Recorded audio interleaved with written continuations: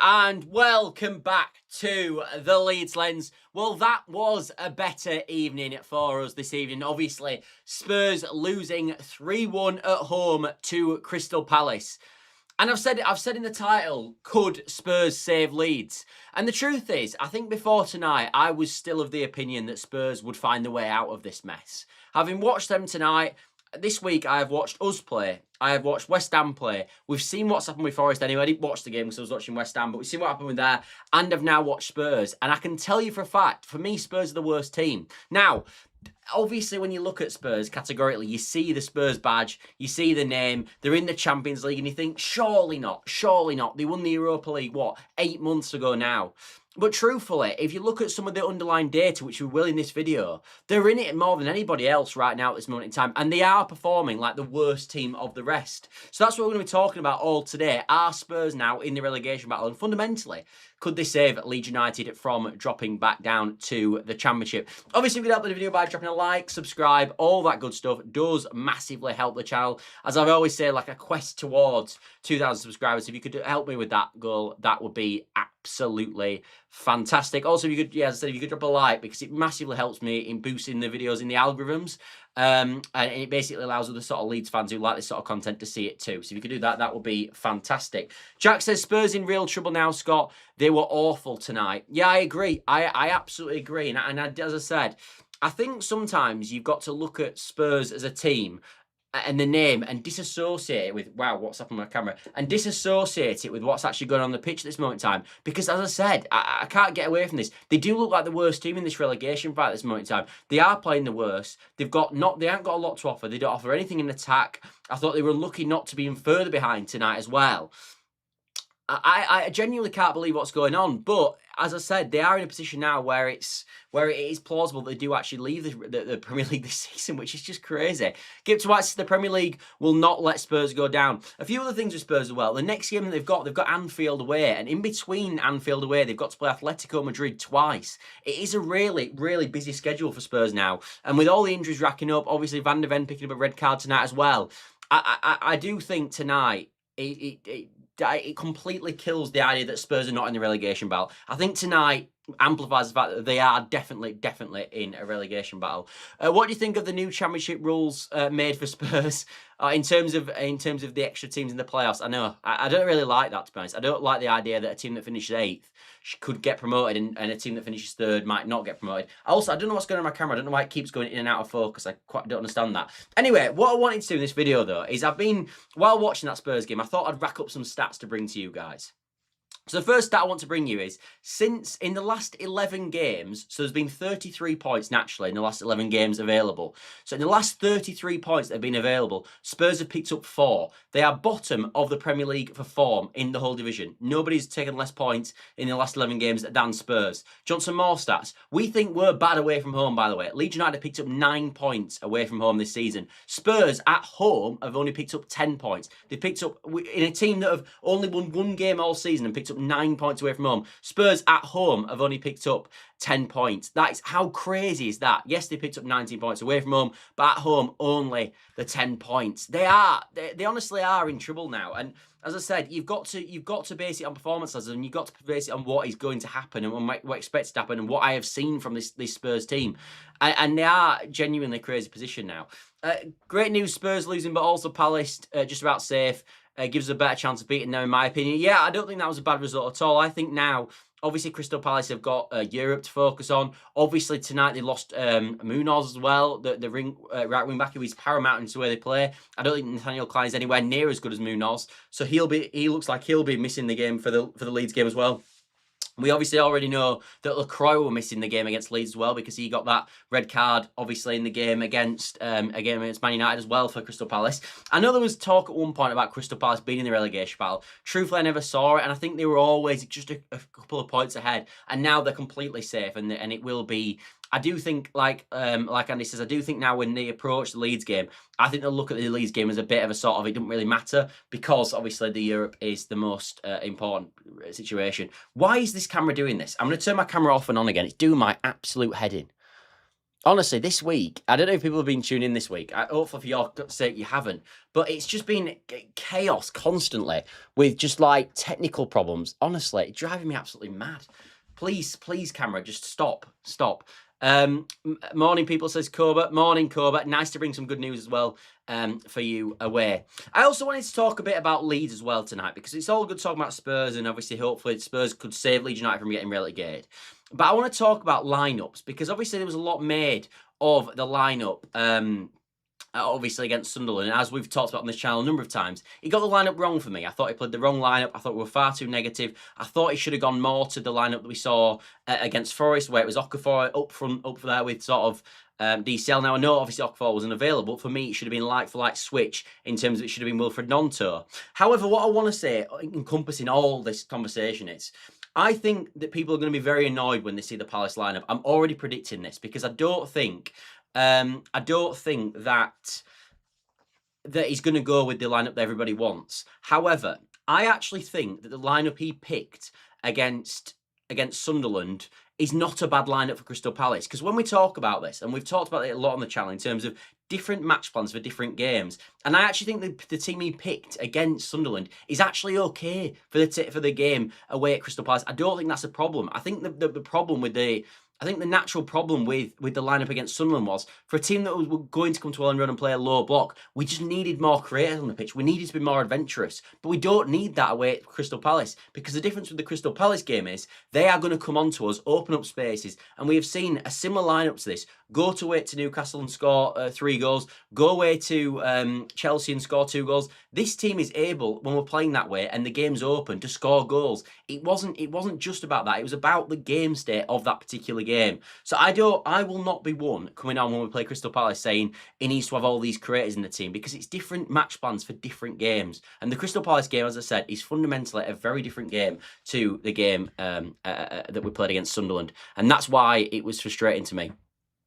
They're 100% in it. Hard run of games as well. Works well for us matching together. Yeah, it does. And the thing is, they've got a big game at home to Nottingham Forest coming up. So they've got Liverpool away, Spurs, and then they've got Forest at home. Huge game, naturally, in the relegation battle. But they've got to play Atletico Madrid in around there as well. So they play Atletico Madrid in midweek, and then they obviously play Forest at the weekend. And if we can beat Brentford at home that week and them 2 draw, then that would put us in a fantastic position. London away game though, yeah, well, we've still got Spurs to away in London, which is a bit of a disaster. But as I said, their away form is horrendous, but also truthfully, their home form is horrendous, but truthfully, so is our away form. All it says, Spurs are going down, 0 fight, and the fans look done. Us, West Ham and Forest are showing 10 times the fight they are. Can't see anything but Spurs going. Can't see Tudor going tonight or tomorrow. Can't see Tudor going tonight or tomorrow. I don't think they'll sack him just yet, Tudor. I was actually listening to someone who was a Juventus fan talk about Tudor. It was a few days ago now, and he was talking all about him, because I was interested to know a bit more about Tudor, since I thought naturally we'd start talking about him.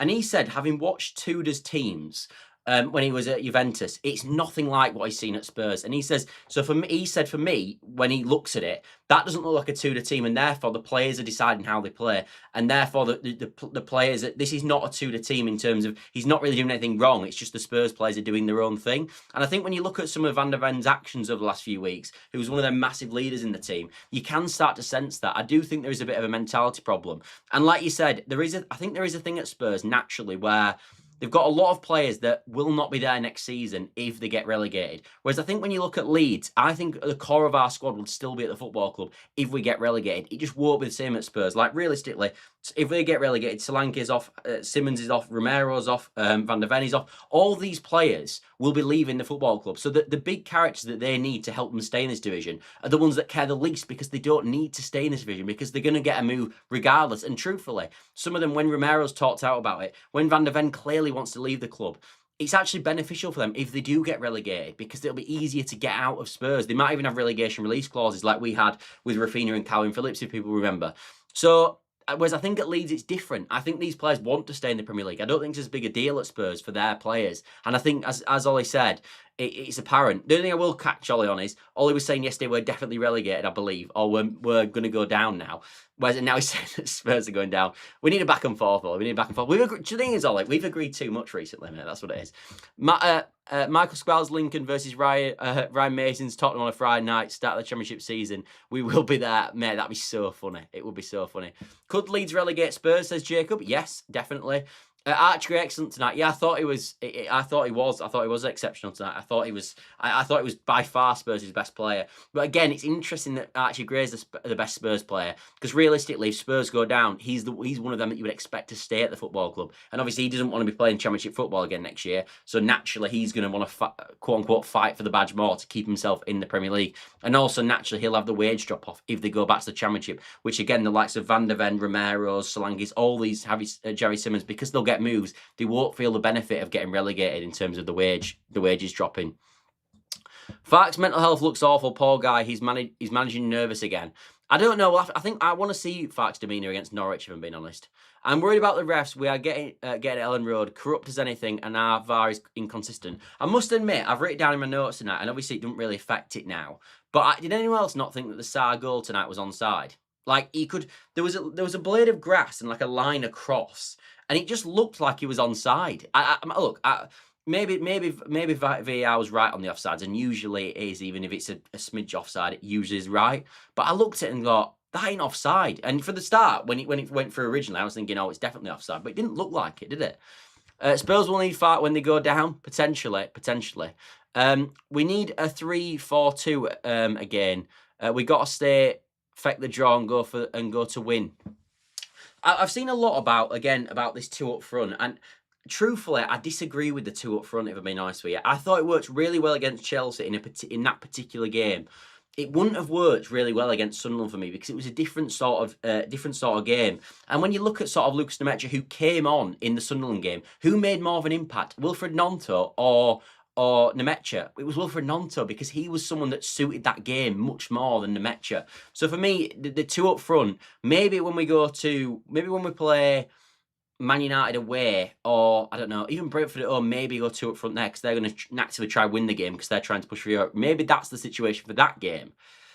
But truthfully, for the Sunderland game and for the Wolves game and for the Burnley game, if Okafor isn't available, he's just got to start Gnonto, which is what slightly annoys me about Fark. And I was thinking it today, and I was talking to one of my mates about this.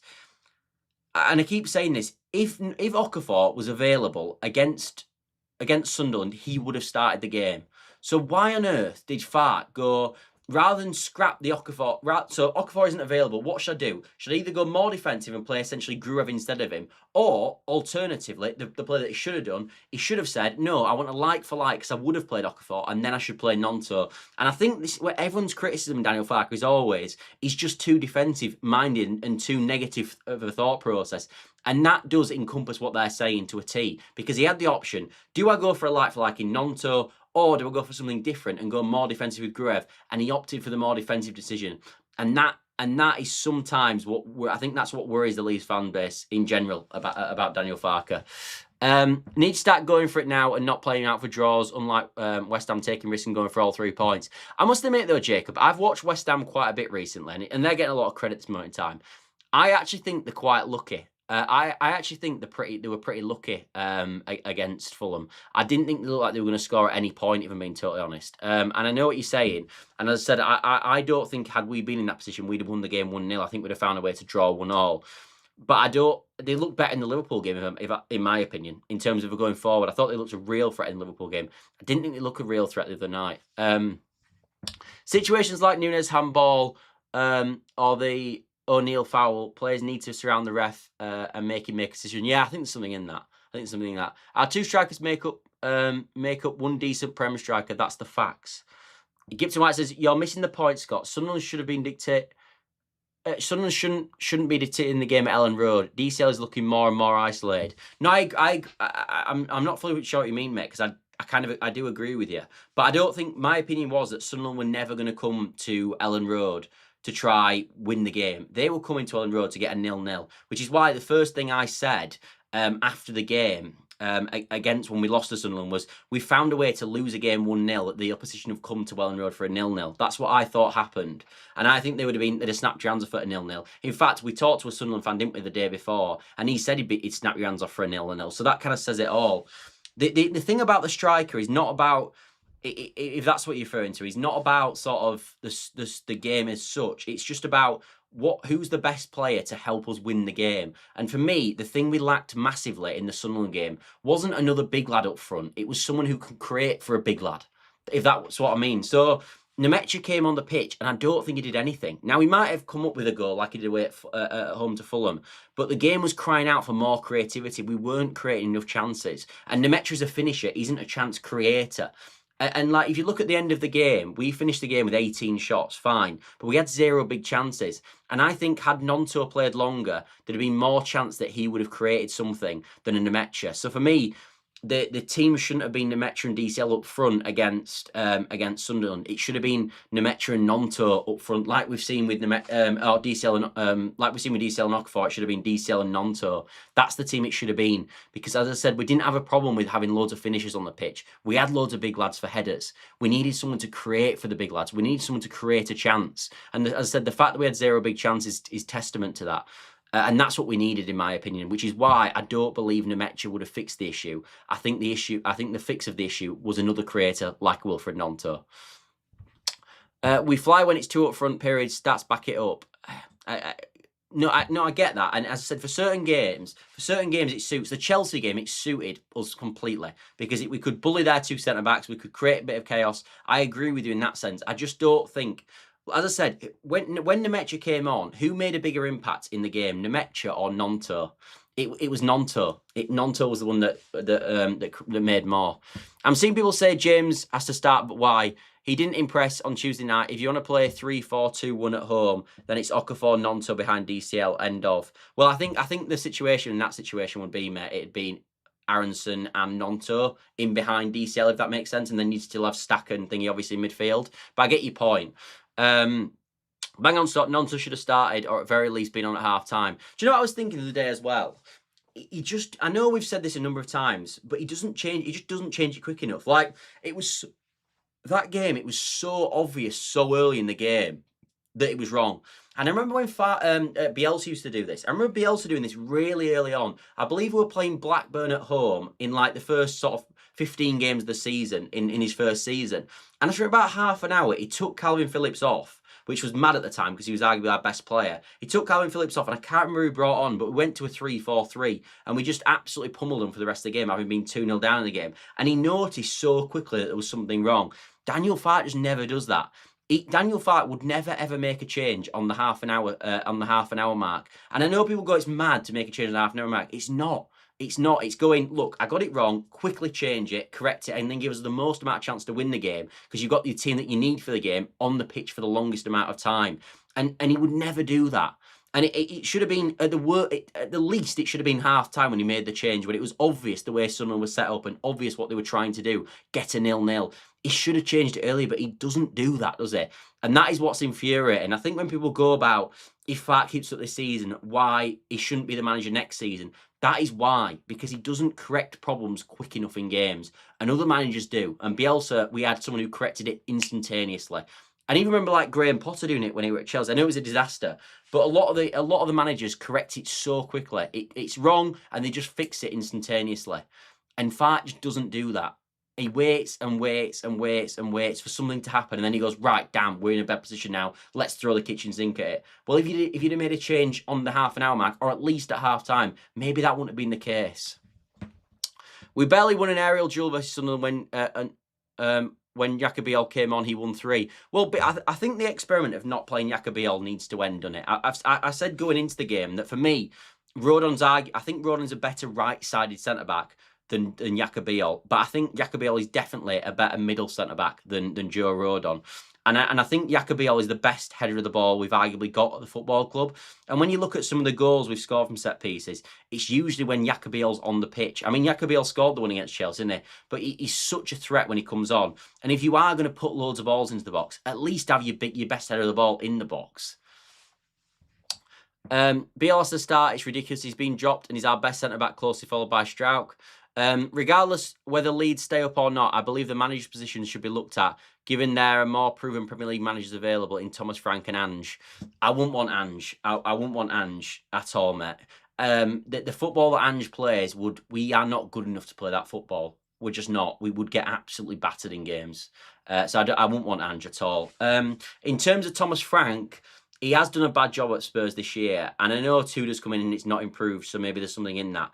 I'm still not sure he's the one. Truthfully, if we were going to replace Daniel Farke, and we're going to try and get a Premier League manager in, and I know it's ambitious, but the only ones I'd probably replace him for who were potentially available would be Marco Silva at Fulham, because he's out of contract in the summer, and maybe you can sell the project that we're at the long-term vision of Leeds United is better than the long-term vision of Fulham in terms of with the 49ers back in and what we can become and we're a bigger club, etc. Maybe that's something that would entice him away from Fulham or another club. Or the other one is Iriola for the same reason. Can we say to Bournemouth, look, they're in a better position right now. They've got better players, of course they have. But the long-term vision, if you can stay with us for 5 years, you can be the main man. You can be the Unai Emery at Leeds United in that sense and have control of the football club. We'll give you that and we'll give you the money. Can we sell it to one of them managers? That's the only situation where I'd move. I wouldn't be moving for Angelo, in my opinion. I wouldn't be doing that. Why is Facundo not on the bench yet? That dude is a magician. I'm not sure. To be honest. Well, I know why he's not playing on the bench. He's not on the bench, mate, because fundamentally he was just so bad against Birmingham. Farke's way too predictable. If us fans know what's going on, why wouldn't a team specialist predict what the plan is? Came back in the game versus City 2-2 because it was unpredictable. Farke might not. Because it was unpredictable. See, this is where I disagree, because I think sometimes as fans, there's a situation where you want what you don't have. So certain teams, when a manager's changing it week in, week out, every fan, I know my phone it's my brother. I need to let him in actually, but he bloody keeps ringing me. Shut up, you absolute. Should I listen to him? He's Lloyd, I'm on stream, mate. No worries. Everyone, this is my brother on stream. Yeah, let him in. Typical. Right, bye. I'll let him in a minute. But yeah. What was I saying about? Not about brother. What was I saying? But yeah, they're the two managers that I would be interested in doing if we were going to do one. That would be the two that would potentially interest me. Because, but no, what I wasn't saying that. We were talking about the predictability. I know what people are saying about the unpredictability. I get that. I completely understand what people are saying with the unpredictability.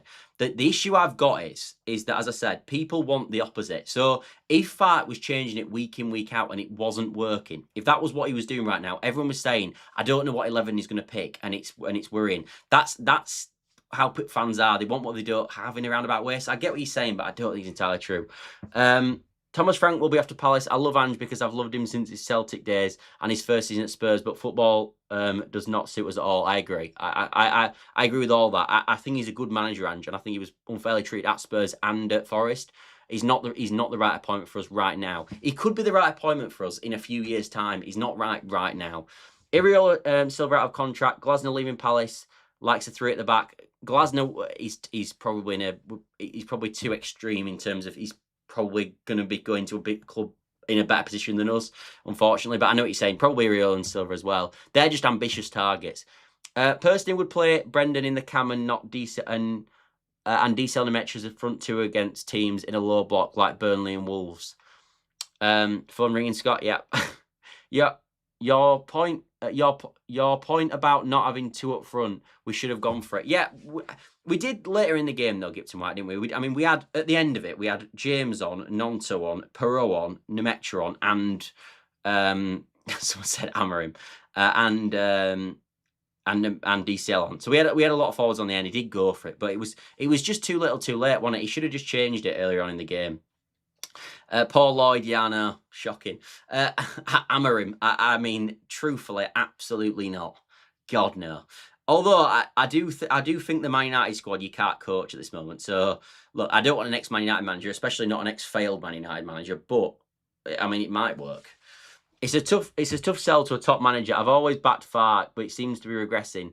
We are best when offensive. We are, but it's important to get the balance right, though, isn't it? Like, it's all about being offensive until you throw too many players forward and keep getting hit on the counter attack. So there's always balance to everything in there. But unfortunately, Farke. I think the thing with Farke is when he's got the choice of going more attacking or more defensive, and it's a bit of like a 50-50 choice on paper, he always goes the more defensive route. And the obvious example of that is in the Sunderland game, no Okafor, who would have played. Who do I go, Gruev, or do I go with Nonto? And he picks Ilya Gruev, and that sums Daniel Farke up really. However, I still do maintain if he keeps up, he's done a good job. So it is what it is. But the thing is, when we talk about the manager thing, and it will annoy people, but the reason I talk about it, if Daniel Farke keeps this Leeds United team up, he's done a good job. Blanket statement. But you don't keep a manager on for what he's done in the past. You keep a manager on for what he's going to do for you in the future. Because it's a waste of time what he's done in the past. That's already done. It's what he's going to do for you in the future. That's why you keep a manager. And who's going to do a better job for Leeds United next season? Iriola, Silva, or Farke? And that's kind of the question, if them players are available, or the manager are available. Anyway, thanks all for watching. As always, I will see you tomorrow, and I think it'll be Daniel Farke's press conference, I believe, tomorrow for the Norwich game. And I'm really excited for the Norwich preview. We talked a lot about the Norwich preview the other day, about players that need to impress, and they've got an opportunity now because of the bad performances in the league. And I'm really looking forward to that. So definitely come around at 8 p.m. And it's also the Friday night show, of course, as well, which is, in my opinion, always my favourite show of the week. It's just everyone seems a bit more happy, really, and so do I. So definitely join us for that, because I think of all the FA Cup games, that's probably the best preview we've got. Like, I do want to talk a lot about the Tanaka, Longstaff, Buonanotte and Nonto. I think they're, as I said yesterday, it's vital they all have good games. It really, really is. A few more comments, and then I'm doing it like my brother in. Gibson White says Sunderland was there for the taking. Yep. My concern after Leeds played Man City was how much they have left in the tank for Sunderland, as they put out a hell amount of effort in the City, and my fears came true. We were flat. Yeah, I agree. If he keeps us up, we say thanks and we shake hands, and he heads off. He keeps his head held high is what I'm thinking. Fair enough. I don't know what I'll be thinking in the summer, if I'm being honest. I must admit, I was talking to a mate today about the Daniel Farke situation, if we do stay up or if we go down. I think if we go down, it's an easy decision. If we stay up, I think it's a much trickier decision, if I'm being honest.